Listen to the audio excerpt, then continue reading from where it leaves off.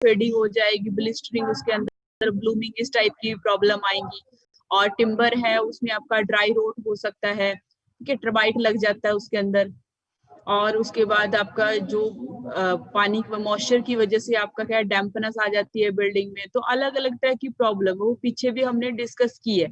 तो इसके इंट्रोडक्शन में यही है कि an ideal structure is the net result of the combination so money ideal condition, ठीक है, कि एक आइडियल, एक अच्छा जो स्ट्रक्चर है ना, वो किसकी वजह से बनेगा? अगर आपने डिजाइन प्रॉपर तरीके से किया है, मटेरियल, अब पीछे हमने क्या पढ़ा था कि किस किस वजह से डिफेक्ट आते हैं, कि अगर आपने डिजाइन सही से नहीं किया, सब लोग ना डिजाइन सही से नहीं किया, मटेरियल अच्छा यूज नहीं किया, आपकी कंस्ट्रक्शन सही नहीं है, तो जो मेथड यूज किया वो गलत था, वर्कमैनशिप थी वो गलत थी, सुपरविजन गलत थी, इन्वायरमेंटल के इफेक्ट पड़ रहे हैं, ठीक है। तो ये सारी चीजें हमने पीछे डिस्कस की। सेम इसमें अब ये कह दिया इसने कि अगर अच्छा स्ट्रक्चर बनाना है तो कौन कौन सी चीजें सही होनी चाहिए, डिजाइनिंग सही होनी चाहिए, मटेरियल सही होना चाहिए, वर्कमैनशिप सही होनी, इसका सबका मतलब पता है ना, डिजाइनिंग, मटेरियल, वर्कमैनशिप। ये मैं पहले भी बता चुकी हूँ, हर यस चैप्टर में आ रहा है मैम, बार पता बार है। ये। हाँ पता है ना, ठीक है। वर्कमैनशिप हो गया, सुपरविजन हो गया। मैं फिर भी बता देती हूँ, डिजाइनिंग मतलब आपने उसको डिजाइन किस टाइप से किया है, ठीक है। जैसे आर्किटेक्चर ने आपको प्लान बना के दे दिया, उसमें दिया होगा उसने इतना कॉलम रखना है, इतना बीम रखना है, आपने इतना इसकी वॉल की विड्थ आएगी, ये इतना रूम का साइज होगा, आपने डिजाइनिंग किस तरीके से की है, स्लोप कहाँ पे दिया है, ये सारी चीजें, रूफ में स्लोप होता है वो दिया है या नहीं दिया है आपने, आपने बिल्डिंग की हाइट कितनी रखी है, ये सारी चीजें। मटेरियल में पता ही है तुम लोगों को, जो भी उसके अंदर कंक्रीट यूज होगा, ब्रिक यूज होगी, टिम्बर यूज होगी, ये सारी चीजें। वर्कमैनशिप में जो मिस्त्री, जो मजदूर वहां पे काम कर रहे हैं या मिस्त्री काम कर रहे हैं, वर्कमैनशिप में आपके आर्किटेक्चर की ड्राइंग भी आएगी, वो उसने वो भी एक आदमी ने ही काम किया है, उसको बनाया है। उसके बाद अगर कोई स्ट्रक्चरल ड्राइंग बनवा रखी है तो वो आ जाएगी। सुपरविजन, जब काम हो रहा था तो आपने ध्यान दिया है या नहीं दिया, क्योंकि अगर आप कुछ बनवा रहे हो तो आप उसके ऊपर ध्यान नहीं दे रहे हो तो जो बनाने वाले वो कुछ भी बना के चले जाएंगे। कुछ लोग होंगे जो ईमानदारी से काम करेंगे, सही से बनाएंगे, लेकिन कुछ लोग जल्दी जल्दी में क्या है, गड़बड़ भी कर सकते हैं। इन्वायरमेंटल मतलब वहां का इन्वायरमेंट कैसा है, टेम्परेचर ज्यादा है या फिर आपका बारिश होती है वहां पे, उन चीजों को आपने कंसिडर करना है। जैसे बारिश होती है, जैसे वो जो आपका हिली एरिया है वहां पे हम लोग क्या करते हैं, स्लोपिंग रूफ देते हैं, ठीक है, मॉइस्चर ज्यादा आता है तो उस चीज का भी ध्यान रखते हैं। ये सारी चीजें हम कंसिडर करके चलते हैं। और उसके बाद क्या है, but in actual practice this ideal condition very rarely exist, ठीक है, कि बट लेकिन एक्चुअल में ऐसा नहीं होता। ये सारी चीजें क्या है, एक्चुअल में नहीं हो पाती हैं, कहीं ना कुछ रह जाता है। Any slight deviation any of the these parameter cause defect in structure, defect are inevitable in the civil engineering structure. तो इसमें अगर थोड़ा बहुत भी गड़बड़ होती है, ठीक है, थोड़ा बहुत भी आप चेंज कर देते हो, डेविएट कर देते हो उस चीज को, तो वो क्या है, डिफेक्ट का रीजन बन जाता है स्ट्रक्चर में। और जो जब डिफेक्ट आता है इनवाइटेबल, मतलब कि अवॉइड नहीं किया जा सकता सिविल इंजीनियरिंग स्ट्रक्चर में, उसको हमें रिपेयर करना होता है। फिर नहीं रिपेयर करोगे तो वो और ज्यादा सीरियस आपका हो जाएगा, बाद में और ज्यादा वाइड रूप ले लेगा वो आपका, ठीक है। तो उस चीज से बचने के लिए हम उसको अवॉइड नहीं करते, साथ ही साथ हम लोगों को क्या पढ़ना पड़ता है, उसको रिपेयर करना पड़ता है। उसके बाद some defect are the natural consist of ages and normal uses, ठीक है।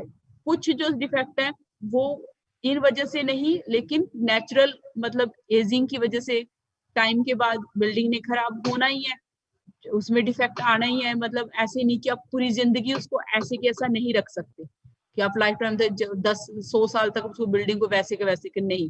वो डिफेक्ट ऐसे वाले हैं कि एज जब होगी बिल्डिंग की, टाइम पीरियड हो जाएगा ज्यादा, तो वो होना ही है उसके अंदर, ठीक है। और नॉर्मल, जब नॉर्मल आप उसको यूज कर रहे हो तब डिफेक्ट उसमें आएगा ही, ठीक है। But many premature defect can be attributed to lack of the proper skill. पर ज्यादातर जो डिफेक्ट हैं जो टाइम से पहले आ जाते हैं, वो किस वजह से आते हैं, प्रॉपर स्किल नहीं है, केयर नहीं की आपने ड्यूरिंग कंस्ट्रक्शन, और मेंटेनेंस नहीं की प्रॉपर से, ठीक है। तो इंट्रोडक्शन में हमने क्या समझा कि जो अच्छी बिल्डिंग है, आपकी आइडियल जो बिल्डिंग है, उसमें डिजाइन सही होना चाहिए, मटेरियल सही होना चाहिए, वर्कमैनशिप सही होनी चाहिए, सुपरविजन सही होनी चाहिए, आपकी एनवायरमेंटल कंडीशन सही होनी चाहिए। पर एक्चुअल प्रैक्टिस में ये चीजें नहीं हो पाती हैं, ठीक है, ये सारी चीजें नहीं करते हैं। अगर थोड़ा सा भी हम लोग डेविएट करते हैं उसको, जो भी पैरामीटर हमें दिए हैं ऊपर वाले जो इसने बताया उनमें से चेंज कर देते हैं हम, तो क्या हो जाता है बिल्डिंग में वो डिफेक्ट का रीजन बन जाता है।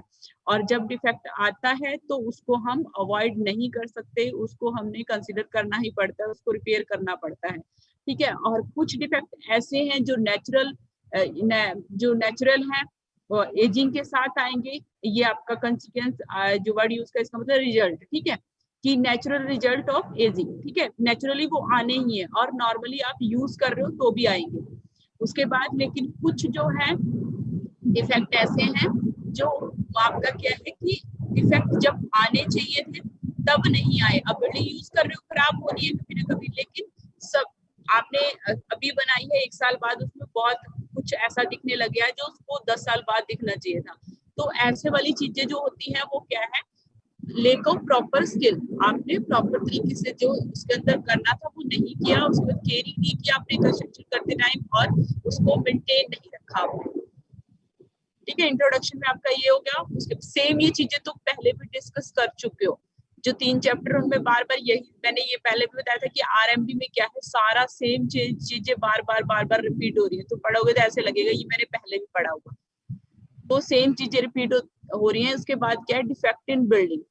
अब बिल्डिंग में डिफेक्ट की डेफिनेशन इसने दे दी कि डिफेक्ट इन बिल्डिंग में be define any fault, deficiency, imperfection in a building component which adversely affect its functional performance and appearance। ठीक है, बिल्डिंग क्या डिफेक्ट क्या है कि किसी बिल्डिंग में किसी भी तरीके का फॉल्ट हो सकता है, मतलब किसी भी डिफेक्ट हो सकता है, मतलब किसी टाइप की भी फॉल्ट को आप हिंदी में क्या कहोगे, मतलब फॉल्ट तो सबको पता ही है, किसी भी टाइप का कोई नुक्स कहते हैं वो चीज है। डिफिशियंसी मतलब जो इसकी इफिशियंसी अक्षमता थी काम करने की वो कम हुई। इम्परफेक्शन, जिस परफेक्ट तरीके से बना हुआ था वो नहीं रही, अब उसमें कमी आ गई है। ठीक है, इन बिल्डिंग कंपोनेंट विच एडवर्सली इफेक्ट इट्स फंक्शन, जो क्या करते हैं बहुत ज्यादा इफेक्ट करते हैं बिल्डिंग के फंक्शन को। फंक्शन मतलब जो इसके जैसे आपका कॉलम जो वर्क कर रहा है, वॉल जो है, भला अलग अलग जो उसके जो कंपोनेंट पार्ट है अलग अलग परफॉर्मेंस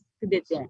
वो सारे पार्ट जो है वो अच्छे से परफॉर्म नहीं कर पा रहे हैं, नहीं कर पाएंगे, उसकी जो परफॉर्मेंस को इफेक्ट कर देगा। और उसकी अपीयरेंस से तो प्लास्टर और आपका पेंट ही आएगा, वो भी खराब हो जाता है, तुम्हें पता ही है उसमें अंदर क्या क्या डिफेक्ट आते हैं। उसके बाद डेफिनेशन हो गई कि किसी भी तरीके का फॉल्ट आ जाए, डिफिशियंसी आ जाए बिल्डिंग के अंदर, उसके कंपोनेंट पार्ट के अंदर, जो उसकी परफॉर्मेंस को खराब कर दे, उसकी अपीयरेंस को खराब कर दे, उसको क्या है, डिफेक्ट बोलेंगे हम।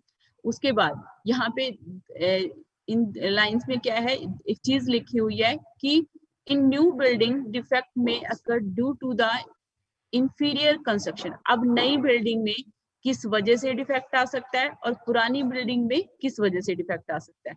इन न्यू बिल्डिंग में occur due to use of the inferior construction material. आपने कंस्ट्रक्शन मटेरियल वो ऊपर ही हमने कर लिया कि आपका जो कंस्ट्रक्शन मटेरियल सही नहीं था, वर्कमैनशिप नहीं थी, और लेक ऑफ सुपरविजन था, अनडिजायरेबल इफेक्ट ऑफ वेदर। ठीक है, जो इन्वायरमेंट के इफेक्ट जो आपने कंसिडर नहीं किए इन द ओल्ड बिल्डिंग। और जो पुरानी बिल्डिंग है उसमें किस वजह से होगा आपका, कि इन ओल्ड बिल्डिंग डिफेक्ट में be develop due to the lack of maintenance.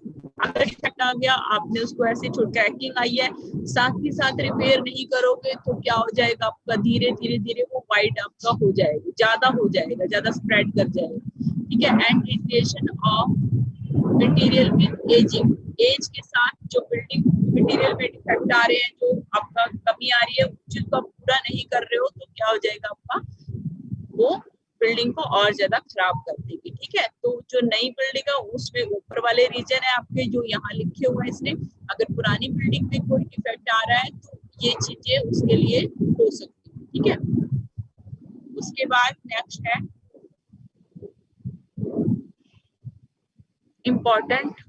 importance of analysis,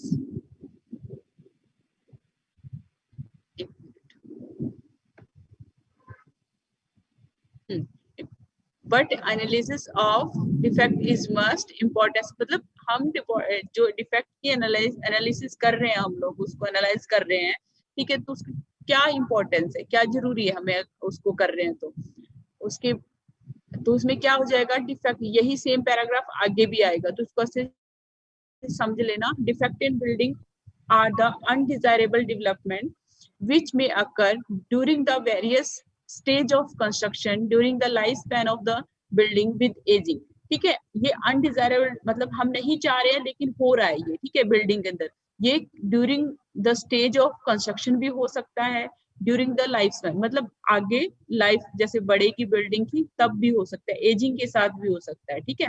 उसके बाद defect in building can not be entirely avoided yet they can be checked control from taking the shape of the measure। वही same चीज होगी कि अब अगर इसको avoid कर दिया हमने या फिर इसको ध्यान नहीं दिया तो ये क्या करेगा, या फिर अनचेक मतलब कंट्रोल नहीं किया आपने, उसको चेक नहीं किया, ठीक है, उसके बाद ये क्या आएगा, शेप ऑफ मेजर प्रॉब्लम, ज्यादा ये वाइड हो जाएगा, ज्यादा बढ़ जाएगा, ठीक है। Minor defect if left unattended may lead to major one. ठीक है, अगर छोटे डिफेक्ट को आपने अटेंड करना मतलब ध्यान नहीं दिया आपने,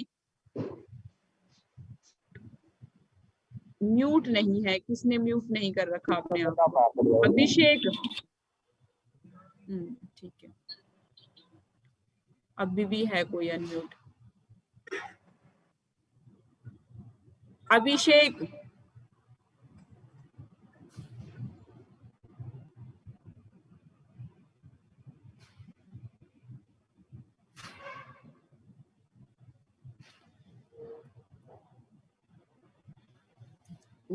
मेनली इसका क्या है, इम्पोर्टेंस क्या है एनालिसिस करने का, कि आपने हम जो अनडिजायरेबल डेवलपमेंट है, ठीक है, डिफेक्ट हम नहीं चाह रहे बिल्डिंग में आए लेकिन फिर भी आ रहा है, ठीक है, वो किस वजह से आ रहा है, मतलब ड्यूरिंग द लाइफ स्पैन, मतलब उसमें भी आ सकता है आपका कि जैसे एजिंग हो जाएगी उसमें आएगा, वो बता ही दिया मैंने।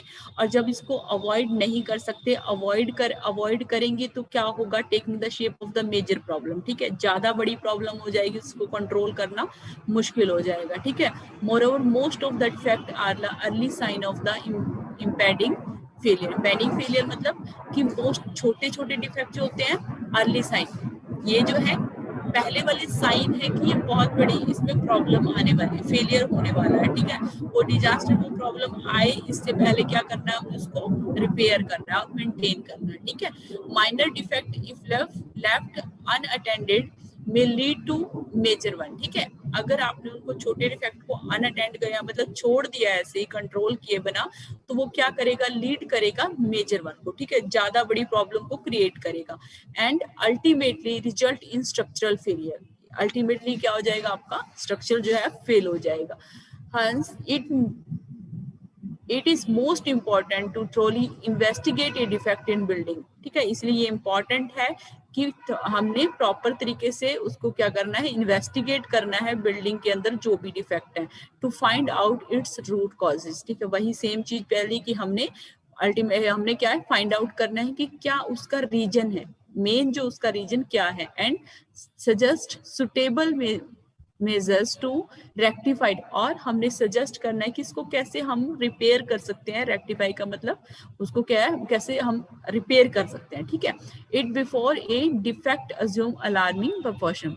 ठीक है, इससे पहले कि आपका क्या जो है बड़ी आपका प्रॉब्लम बन जाए, अलार्मिंग प्रोपोर्शन मतलब ज्यादा बड़ी पोर्शन में वो हो जाए डिफेक्ट, इससे पहले हमने क्या करना है, उसका रूट कॉज कर फाइंड करके उसको क्या कर देना है, हमने रिपेयर कर देना है, ठीक है। उसके बाद ये 3 पॉइंट हैं कि जब हम डिफेक्ट का टाइमली एनालिसिस करते हैं तो वो हमें किस तरह से हेल्प करता है फ्यूचर कंस्ट्रक्शन में।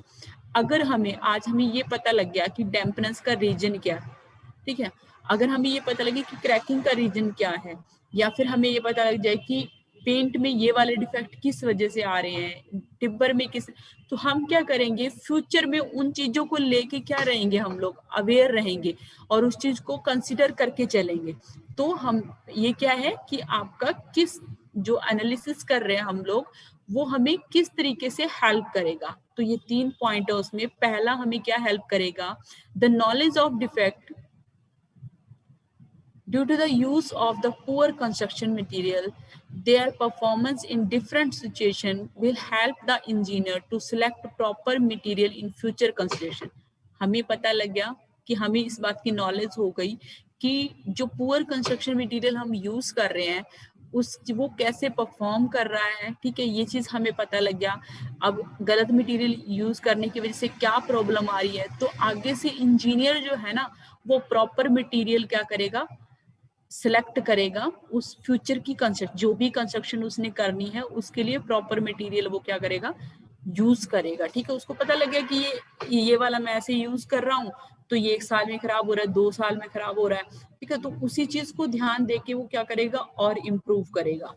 तो नेक्स्ट जो है, the construction practice which have caused defect in building structure may be understood and avoided in future to ensure the defect fix। हमें डिफेक्ट का रीजन पता लग गया, कैसे किस वजह से आ रहा है, हमने अंडरस्टैंड कर लिया उसको, तो हम क्या करेंगे फ्यूचर में उसको अवॉइड। कंस्ट्रक्शन प्रैक्टिस मतलब हम कंस्ट्रक्शन वर्क कर रहे हैं, ठीक है, हमें पता है कि ये करने से आपका उसका डैम्पनेस आती है, ठीक है, ये करने से क्रैकिंग आती है, ये करने से टर्माइट वाली प्रॉब्लम आ सकती है, ये करने से आपका डिस्टिलेशन होगा,